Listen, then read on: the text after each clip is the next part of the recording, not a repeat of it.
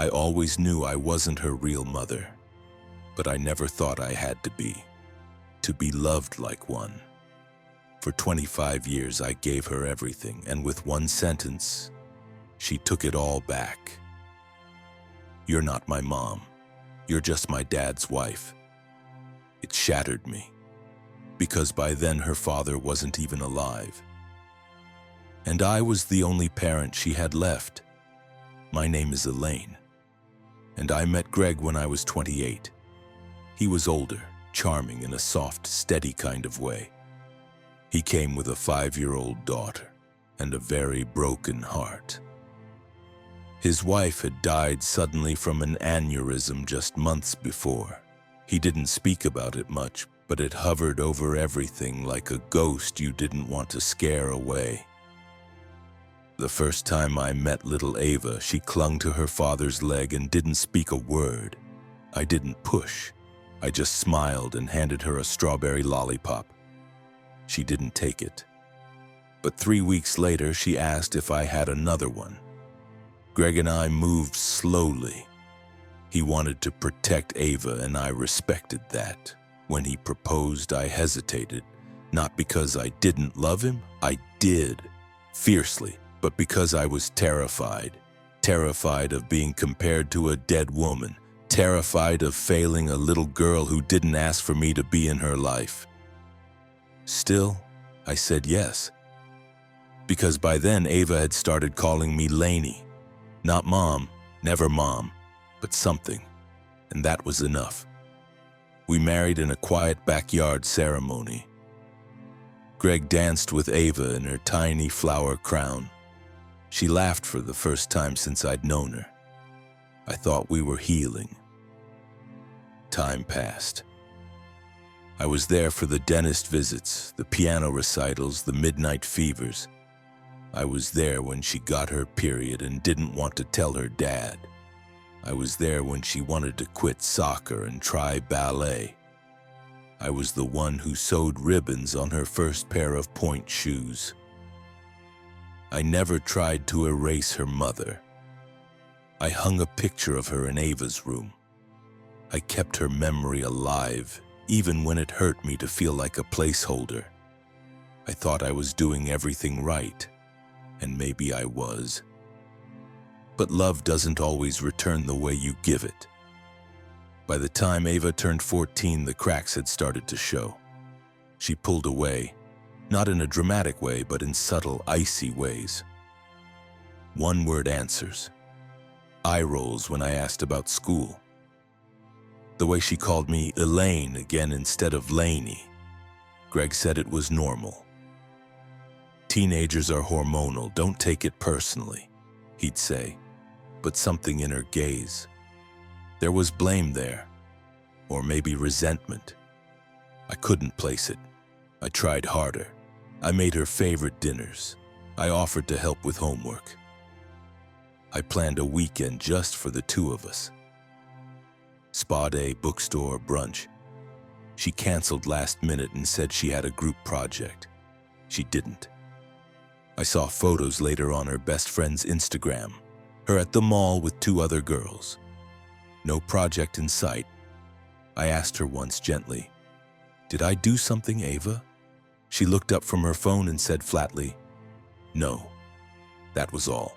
No explanation, no fight, just the wall reinforced again. Greg didn't want to push her. "She'll come around," he said. "Just give her space." So I did. But space, I learned, doesn't always heal distance. Sometimes it just deepens it. When Ava was 22, Greg was diagnosed with stage 4 pancreatic cancer. It came fast, aggressive, unforgiving. We fought like hell. Specialists, clinical trials, every holistic diet Google could offer. Ava stayed distant at first. She said she couldn't handle hospitals, that she had exams. I didn't push. But one night, as Greg lay barely conscious, he whispered to me, "Promise me you'll look after her, even if she pushes you away." I promised. And I meant it. When Greg died, I held Ava's hand at the funeral. She didn't hold mine back. After Greg's passing, Ava moved back home. Temporarily, she said. She needed time to grieve, to figure out next steps. I was glad she was there. I thought maybe this would be our chance to connect, to rebuild. I cooked, cleaned, left her little notes on the fridge. She barely responded. She'd come home late, slip into her room, and leave early the next morning. I began to feel like a tenant in my own house, the one Greg and I built together. And yet I clung to every fleeting interaction like it was a lifeline. Then one afternoon I asked her, softly, nervously, if she'd like to go through some of Greg's things together. I thought maybe sharing memories would bring comfort. She turned to me, arms crossed, and said, "Why would I want to do that with you? You're not my mom. You're just my dad's wife." That sentence didn't just hurt. It undid me. All the birthdays, all the nights holding her through breakups, all the sacrifices, the love, the promises, gone, erased with a shrug and 7 cruel words. I didn't cry right away. I just stood there, like a painting someone had walked past one too many times, and for the first time in years I wondered. After Ava's words, cruel and final, I walked to my room in silence, shut the door softly behind me, and sobbed like a widow all over again. I'd buried Greg once. Now I felt like I was burying the daughter I thought I had. Later that night, I took down a box from the attic. It was filled with photos. Ava's first day of kindergarten, her ballet recitals, handmade birthday cards she gave me in crayon. One had a stick figure drawing of the 3 of us and the words, "I love you, Lainey. You're my hero." I clutched that card like it was oxygen. Had it all been pretend, a phase, or had I lost her somewhere along the way? The next morning, the doorbell rang. I opened the door to find a delivery envelope, no return address. Inside it was a handwritten letter from Ava's biological grandmother, Greg's late wife's mother. I hadn't spoken to her in over 2 decades. The letter began gently, then shifted. "Ava has every right to grieve her mother's absence, but don't let her grief become cruelty. You were the mother she had. She might not know it now, but one day she will." I sat with that letter for hours, because someone who had every reason to hate me had instead offered grace. Weeks passed. Ava remained distant, buried in job interviews and phone calls. One afternoon, while cleaning the living room, I found one of Greg's old journals tucked behind the bookshelf. I hadn't touched them since he passed. Curiosity got the better of me. Inside was an entry dated 2 months before his death. "Ava doesn't see what Elaine has done for her. It breaks my heart. But I know Elaine sees her not as an obligation, but as her own. She is more mother to Ava than I could have ever hoped for. I just pray Ava realizes this someday." I didn't know if I should cry or read it aloud to Ava right then and there, but I didn't. Something told me. She had to come to that realization on her own. It was a rainy Thursday when everything changed. I got the call at 11:42 p.m. Ava had been in a car accident. She'd skidded off the road, minor concussion, nothing life-threatening. I rushed to the hospital anyway. When I walked into the ER room, she was sitting upright, arms crossed, annoyed more than hurt. "I'm fine," she said before I could speak. "I know," I said softly, "but I still needed to be here." She didn't reply, but when the nurse walked in and asked for her emergency contact, Ava didn't hesitate. "That's her, my stepmom." It wasn't mom, but it also wasn't just my dad's wife. And I held on to that, like a crack of light in a very dark hallway. Ava had a mild concussion and was told to stay home for a few days. She didn't ask, but I prepared her room, stocked the fridge with her favorite ginger ale, and printed out the list of her medications. When she got home, I handed her the packet without a word. That night, I overheard her crying in her room. I hovered by the door for a moment, unsure if I should go in. Then I knocked. She didn't answer, but she didn't tell me to leave either. I opened the door, walked in, and sat beside her on the edge of the bed.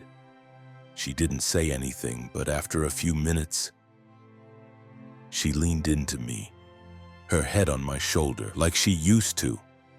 A few days later, we were eating quietly at the dinner table when she suddenly put her fork down. "I need to tell you something," she said. I looked up. "I know I've been awful. I said things that weren't fair, things that hurt." My hands froze on the table. "I was angry," she continued. "Not at you, at life, at losing Dad, at not having my mom, at myself for not knowing how to love you without feeling like I was betraying her." Her eyes filled with tears. "I know you were there, every day. I just couldn't say it." I swallowed the lump in my throat. "You don't have to explain," I whispered, but she shook her head.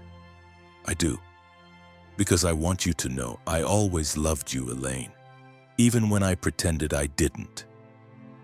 From that moment, things began to shift, not overnight, not with fireworks or dramatic hugs, but in small, quiet ways.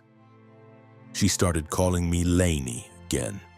She left little thank you notes on the fridge. She asked if we could look through Greg's things together.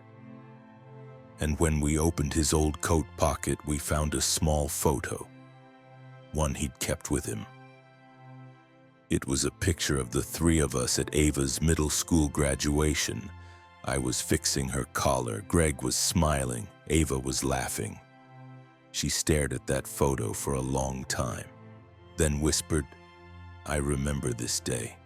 I didn't tell you, but I was scared. I didn't want to go on stage. You made me feel brave." Healing doesn't come in waves, it comes in ripples, and for us, this was one of them. But even as we began to heal, the past had one more secret left to reveal. Sometimes healing means uncovering what was hidden, not to reopen wounds, but to clean them properly. That summer, Ava and I slowly stitched something back together. We still didn't say mother or daughter out loud, but in the way she asked me to make her tea the way I used to, in how she laughed at my terrible TV choices, in how she started calling every Sunday our day. I saw pieces of us returning, until the letter arrived, and everything changed again. It came by courier, a thick, stiff envelope with Ava's name printed on it in bold. She opened it while we were both at the kitchen table. The silence afterward was terrifying. I asked, "What is it?" She handed it to me with shaking hands. It was from her biological mother's attorney. Apparently, there had been a trust fund left in Ava's name, one that Greg had refused to access, and one I had never known existed. The amount? Substantial. Enough to buy a house, start a life, change everything. But it came with a catch. It required Ava to legally acknowledge her biological family as sole guardians during her upbringing, retroactively. In simpler terms, she must certify that no one else acted as her legal or parental guardian. That meant me. If she signed it, it would be as if I had never existed in her childhood.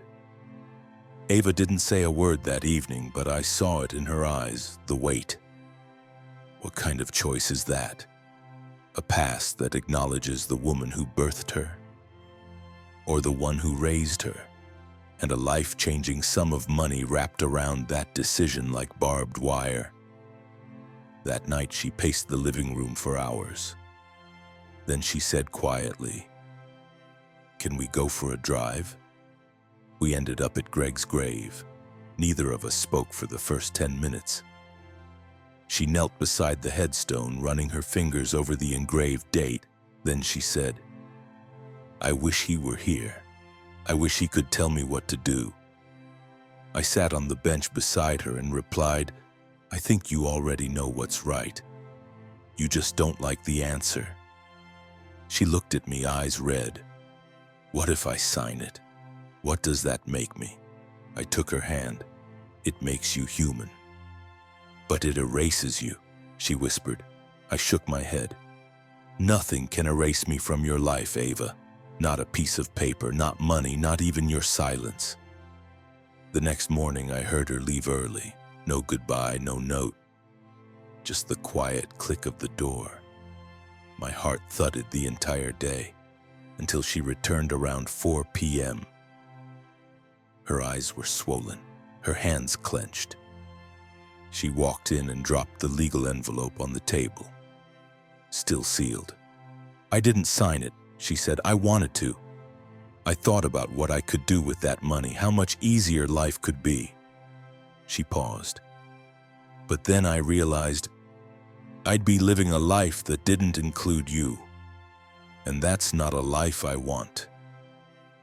That weekend, Ava's birthday came around. It had been years since we celebrated it together. Usually she'd spend it with friends or out of town.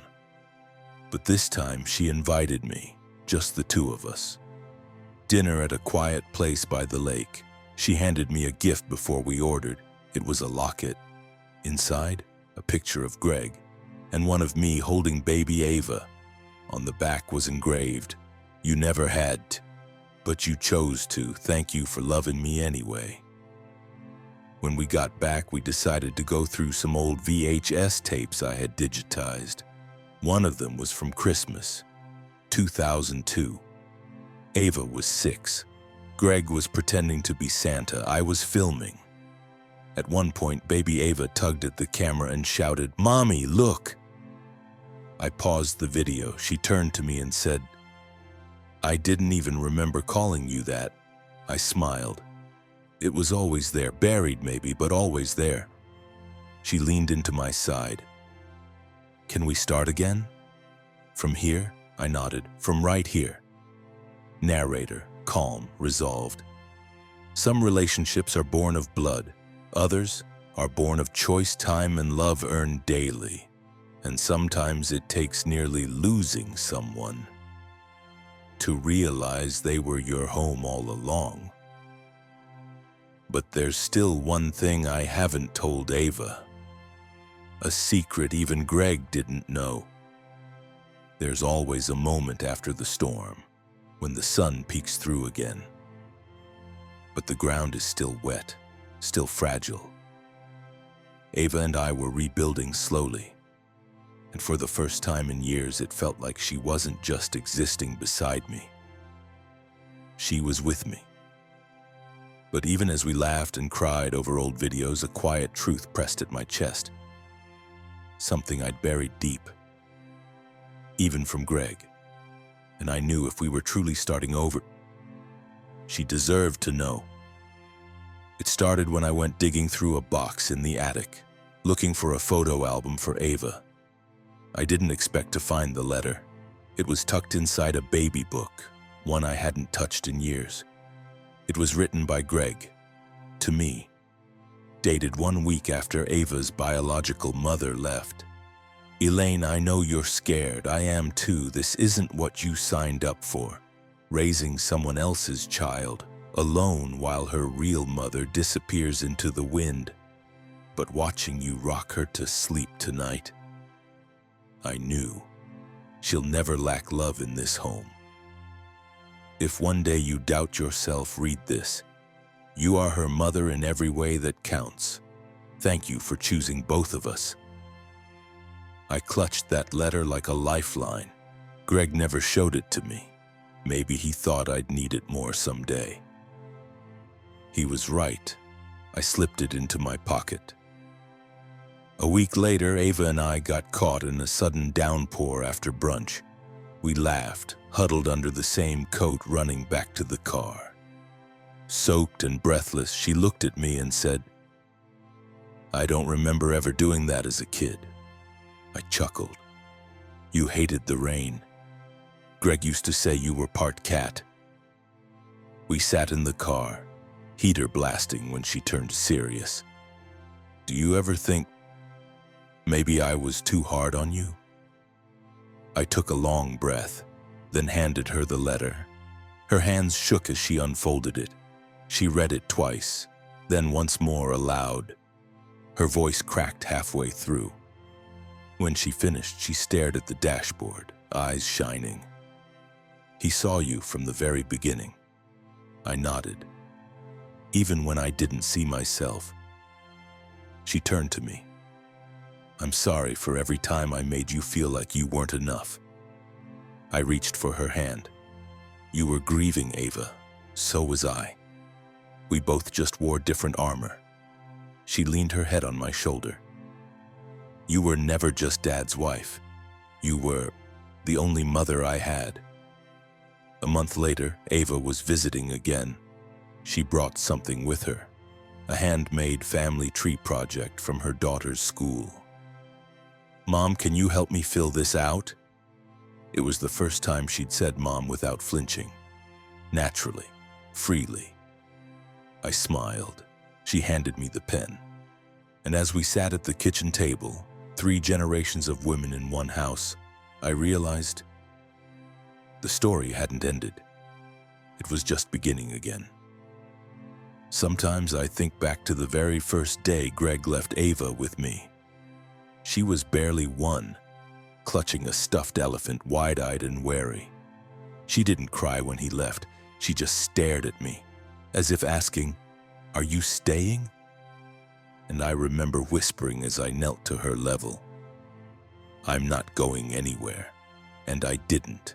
Not for 1 year, not for 10, not for 25, not even when she said I wasn't her mother. Because love like this, it's not erased by words, it's proven by years, by late-night fevers, by packed lunches, by quiet tears cried behind bathroom doors when you're told you're invisible. And sometimes it takes losing your place in someone's story to remind them who was writing it all along. Before Ava left that day, I gave her something, a letter of my own. To my daughter, not by blood, not by name, but by every scraped knee I kissed, every recital I cheered at, every moment I chose you, even when you didn't choose me. You were never a burden, you were my reason. Love, Mom. She called me her dad's wife, but now she calls me home.